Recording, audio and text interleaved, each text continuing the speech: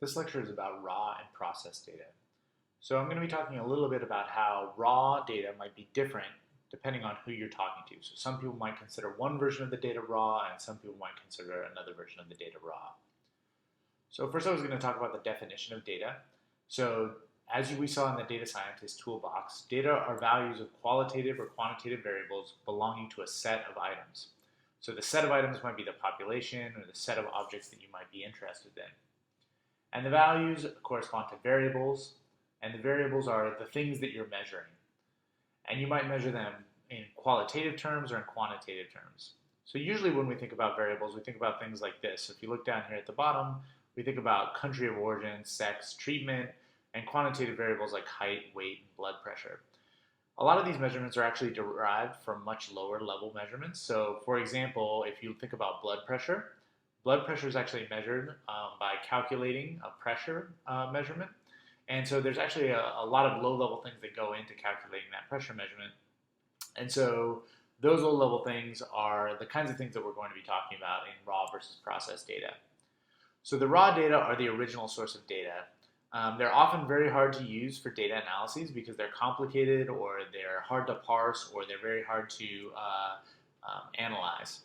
Data analysis actually includes the processing or the cleaning of the data. If you go and obtain a data set that's actually a raw image file and you process it and turn it into a nice data frame that then you use to analyze in R, that data processing actually is part of the data analysis or data science pipeline. In fact, a huge component of a data scientist's job is performing those sorts of processing operations. The raw data may only need to be processed once, but regardless of how often you process it, you need to keep a record of all the different things that you did because it can have a major impact on the downstream analyses. The processed data is data that is ready for analysis. So the processing data of the data might include merging, subsetting, transforming, or you might go into a file and extract out a part of an image, or you might go into a file and extract out a little bit of text from a free-form text field, or you may do a number of other things. Depending on the field that you work in, there may be standards for processing. So for example, in the area where I work, genomics, there are a lot of really standard pre-processing techniques that need to be applied before you can analyze data. A critical component is that all steps should be recorded. I can't state this strongly enough.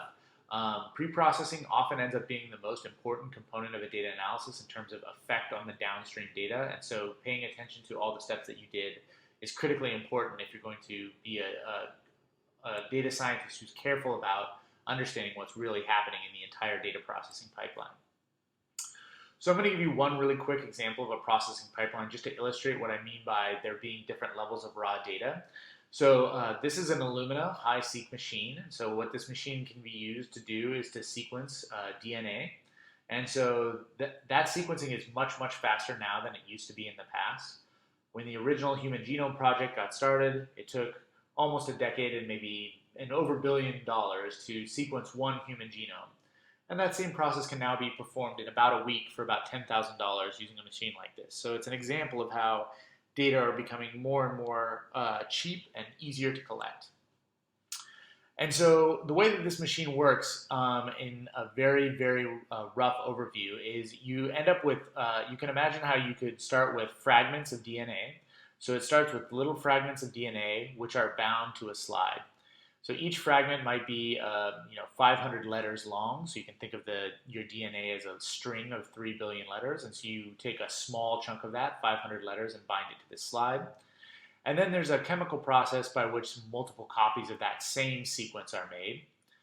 And so what ends up happening is this process is performed through sequencing by synthesis. And so what happens is the complementary base, or the complementary letter to each letter in the sequence that's attached to the slide, is attached one at a time.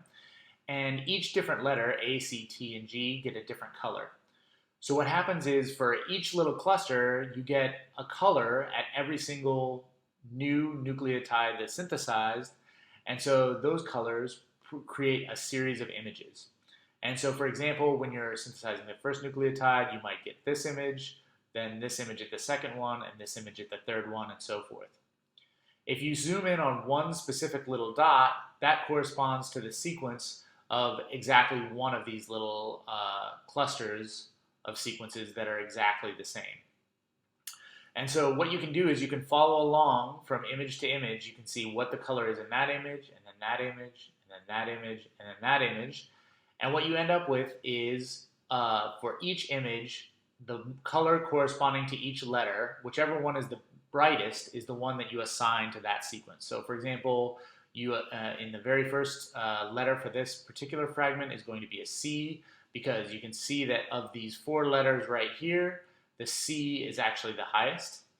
And then in the second nucleotide, you can actually see that the highest letter out of these 4, or the most bright letter, is the G, and so the next letter that we'd assign would be a G, and so forth. So the final thing that you end up with is something like this FASTQ file that I've showed a couple of times in the class. So the FASTQ file is a text file where for each of these little fragments that you got on the plate, you actually see a specific set of letters, A, C's, T's, and G's. So you can think about the raw data being at several different steps. So the raw data might be these image files down here. So you have to process those image files in order to get these profiles here for each different fragment. And then after you have the profiles, you have to process those in order to make predictions about which letters should go into the sequences that actually end up right here. So any of these stages could be considered raw, and in each of these stages there are a number of computational steps that can have a major impact that must be applied. And so one thing to keep in mind when you're doing data analysis is frequently you might end up analyzing these so-called reads that come off of this machine, or you might even analyze something that's downstream, say some counts based on adding up some of those reads. When you do that, you're glossing over the fact that all of these processing steps happen beforehand. And so those processing steps can have a major impact.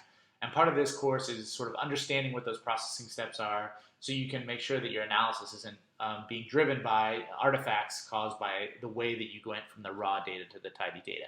So that's what getting data is all about, is taking raw data and turning it into processed data.